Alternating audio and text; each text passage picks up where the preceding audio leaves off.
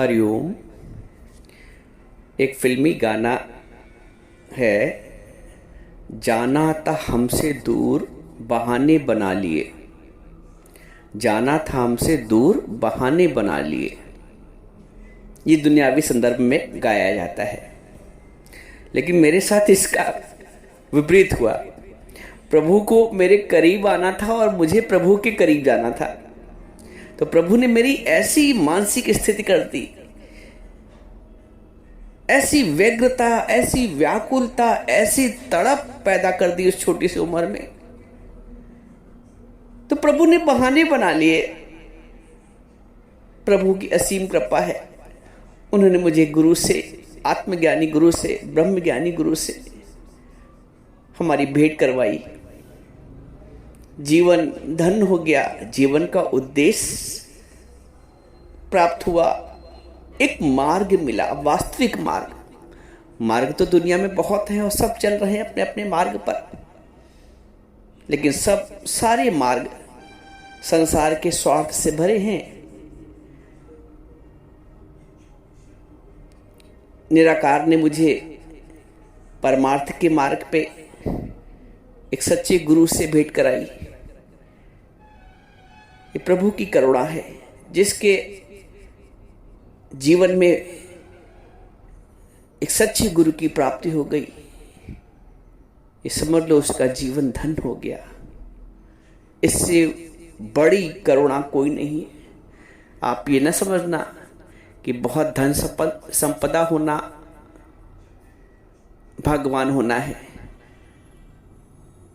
अच्छे पुत्र पुत्री संतान पति पत्नी मिल जाएं, वो संसार के दृष्टिकोण से है। लेकिन एक मानव के आध्यात्मिक दृष्टिकोण से जब उसके आध्यात्मिक उद्देश्य की पूर्ति हो जाए, और उस आध्यात्मिक उद्देश्य की पूर्ति कराना एक सच्चे गुरु का कार्य होता है। और सच्चा गुरु अगर मिल जाए तो जीवन सफल है। आपको बताया था कि कैसे हमें गुरु की प्राप्ति हुई, सत्संग की प्राप्ति हुई। अब सत्संग की प्राप्ति भी हो गई, गुरु की प्राप्ति भी हो गई, लेकिन अब सत्संग कैसे जाया जाए? अंदर एक लिहाज था, कोई क्या कहेगा। आप बात समझिएगा, बहुत वास्तविकता अपनी हृदय की बता रहा हूं। इस उम्र में बड़ी बड़ी आकांक्षाएं, महत्वाकांक्षाएं होनी चाहिए। उस उम्र में बच्चा सत्संग जा रहा है, किसी को बताते भी नहीं बनता। यहां तक कि घर वालों से बहुत सालों तक छिपा रहा, बहुत सालों तक, बहुत दिनों नहीं कह रहा हूं, बहुत सालों तक छिपा रहा। सत्संग जाता था छुप छुप के, इस तरह से जाता था ऐसे लग रहा कि कहीं जाए ही नहीं। किसी वैसे मित्र के यहाँ गया हूं कुछ कॉपी किताब का लेन देन करने, उस वक्त तो मोबाइल था नहीं। एक बहाना होता था ना, एक वो भी गाना है कि ऊंची ऊंची दुनिया की दीवारें सैया तोड़ के मैं आई रे। किसी को नहीं बताया, इवन यहां तक कि अपनी मम्मी को भी नहीं बताया, माताश्री को। फिर छुप छुप के रविवार का सत्संग थोड़ा ज्यादा समय के लिए होता था, तो आने में देर हो जाती थी।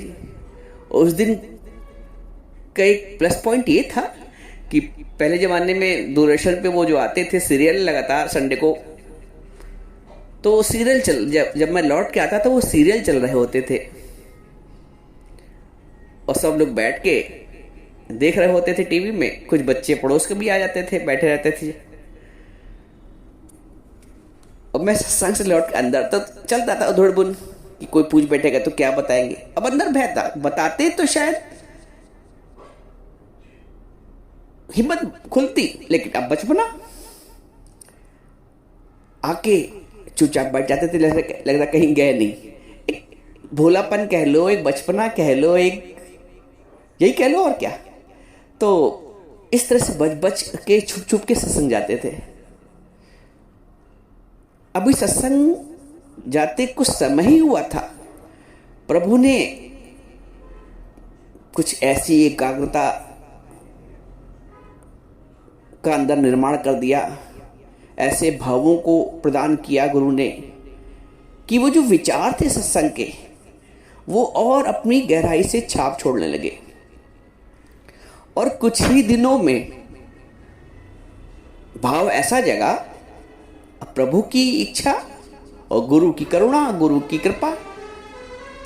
मैं उस छोटी सी उम्र में सुबह मॉर्निंग वॉक में निकलने लगा और वहां पे फिर सत्संग करने लगा पार्क में बैठ के। 2 लोग, 4 लोग, 5 लोग ऐसे जुड़ते गए। धीरे धीरे करके सत्संग, उसी अवस्था में सत्संग भी होने लगा और लोगों को अच्छा लगता था, क्योंकि ये जो सत्संग है ना, ये आपकी अपनी संपत्ति है। ये जो सत्संग है, जो वास्तविक सत्संग है, जो आपको सत्य से, परमात्मा से, आपको अपने वास्तविक स्वरूप से परिचय कराता है। जैसे आप कहीं विदेश गए, आपको कोई अपना जानने वाला मिल गया, कोई भारतीय, तो कितना आपको, अरे भाई तो अपनी भाषी है। अपने प्रदेश का मिल गया तो आपको लगेगा ये तो, अरे इससे अच्छी क्या बात। और कहीं अपने शहर, अपने मोहल्ले का मिल गया, तो जितना करीब का लोग मिलते जाएंगे उतनी ही आपकी घनिष्ठता उससे होती जाएगी।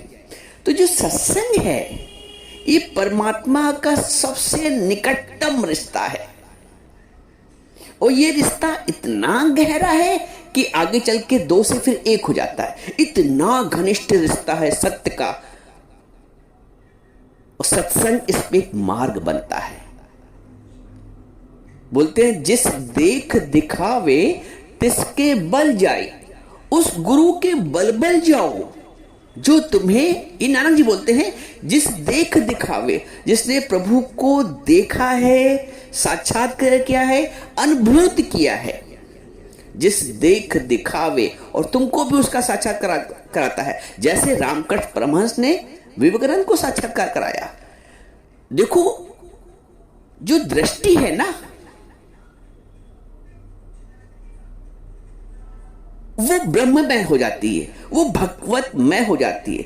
कल जिसको आप रिश्ते में देख रहे थे, अपनी मां, अपने पिता, अपना पति, अपना पुत्र, अपनी पत्नी, उसमें सब में गुरु एक एक करके भगवत दृष्टि देता है। भगवत दृष्टि कैसी मीन्स परमात्मा की तात्विक दृष्टि की। जो बंदा है, इस बंदे में जो निश्चित है वो गोविंदा है।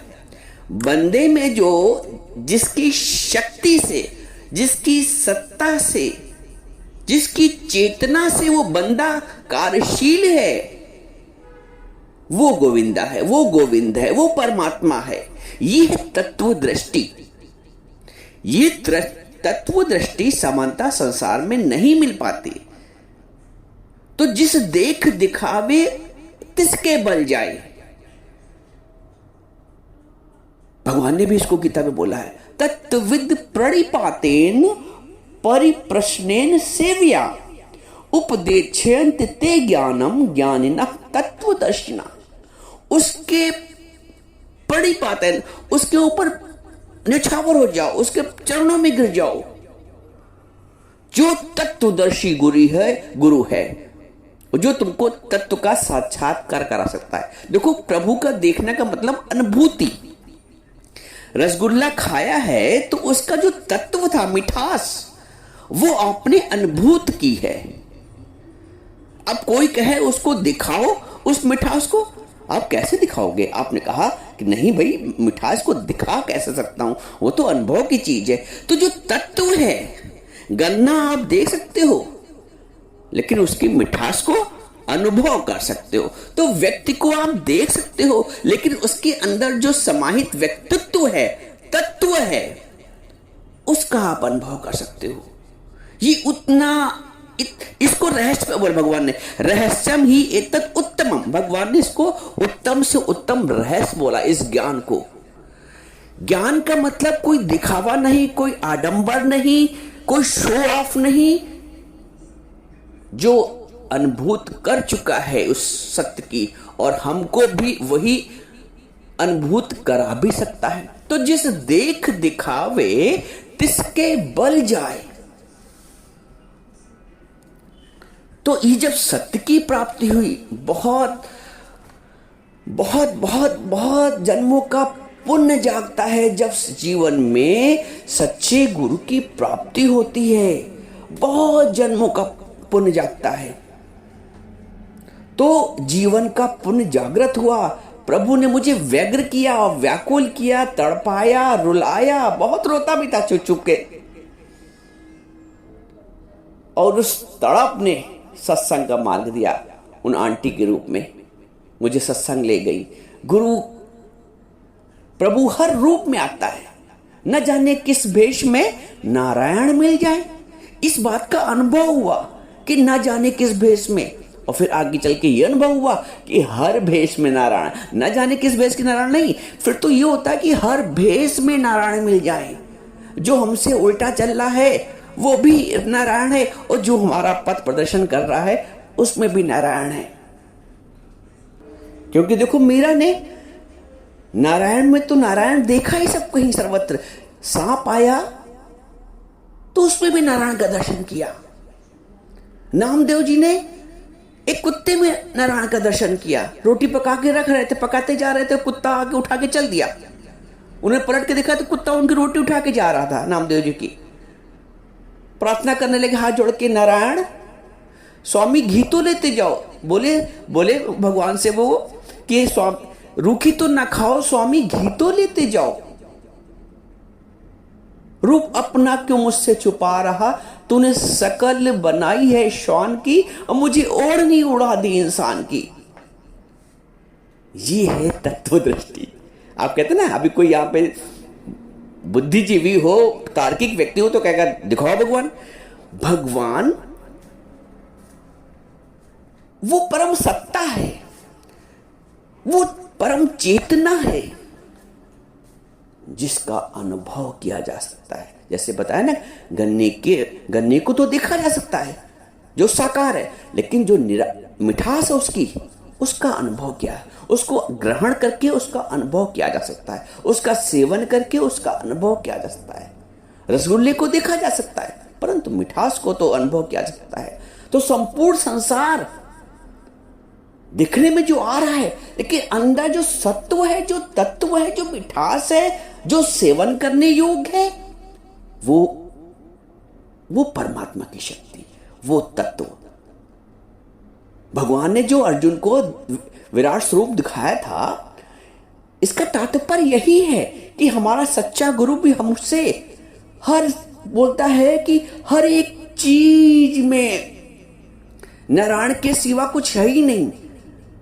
मेरे सिवा भगवान कहते कुछ बना ही नहीं। मता परंतरम नान्यत् किंचित् अस्ति धनंजय, मयि सर्वमिदं प्रोतम सूत्रे मणिगणाय।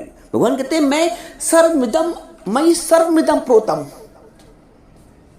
मैं ही सब जगह ओतप्रोत हूं।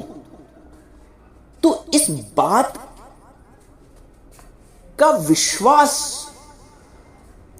और इस बात विश्वास के बाद इसकी दृष्टि, गुरु दो चीज देता है। एक तो श्रद्धा, जिसको भगवान ने गीता में बोला श्रद्धा वालम लभते ज्ञान। तो श्रद्धा, और वो श्रद्धा भी कहीं बाहर नहीं है, श्रद्धा भी अपने अंदर है, जो सुषुप्त अवस्था में पड़ी रहती है, जिसको सब कुछ भास हो सकता है। वो श्रद्धा अपने अंदर सुषुप्त अवस्था में पड़ी रहती है, वो अंत तक जागृत नहीं हो पाती, क्योंकि सच्चा गुरु नहीं मिल पाता है। तो गुरु उस श्रद्धा को जागृत करता है। श्रद्धा की रूठी हुई देवी बनाकर देख, अंतःकरण में ज्ञान की ज्योति जलाकर देख, है इंद्रियों की शक्तियां बाहर की ओर जो, बाहर से तोड़ करके अंदर से जोड़ दो। तो गुरु श्रद्धा को अंदर जो प्रज्वलित करता है, प्राकट्य करता है, उसका जो शत अवस्था में उसको जागृत करता है। और जब श्रद्धा जागृत हो जाती है तो फिर भाव की जागृत होती है, फिर वो जो दिव्य दृष्टि से कहा था, वो दृष्टि जागृत होती है। तो वो दृष्टि ये कहती है कि सर्वत्र परमात्मा के सिवा कुछ बना ही नहीं। वो बोलता है तेरे फूलों से भी प्यार, तेरे कांटों से भी प्यार, जो भी देना चाहे दे दो, दुनिया के पालनहार, दुनिया के कर्ता। मीरा को फूल भी मिला तो कांटे भी मिले, प्रहलाद को फूल भी मिला तो कांटे भी मिले, विवेकानंद जी को फूल भी मिला तो कांटे भी मिले जीवन के। लेकिन क्या विश्वास कहीं डिगा? कहीं से विश्वास नहीं डगा।